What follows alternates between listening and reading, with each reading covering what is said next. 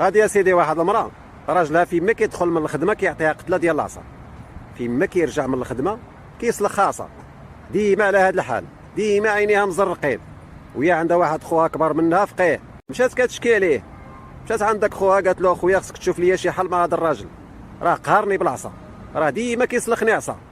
داك خوها قال لها وسيري جيبي لي شي قرعه الماء، مشات جابت له واحد القرعه الماء، شدها في يديه وقال لها واش دي هاد القرعه وديها معاك، وما تحسي براجلك غيدخل من الخدمه شربي شي بوغاد الماء مع هاد القرعه وما تبزقيهاش، خلي راجلك حتى يجلس ويرتاح وياكل، عاد داك الساعه تسيري بزقيها وداوميها واحد 15 يوم عاد رجعي لعندي. داكشي اللي دارت، مشات اسيدي نفذت داكشي اللي قال ليها خوها، ملي كتشوف راجلها غيدخل من الخدمه كدير واحد البوغه ديال الماء فمها وتخليها حتى كيدخل راجلها وكيجلس وكيرتاح وياكل، عاد كتمشي تبزقها.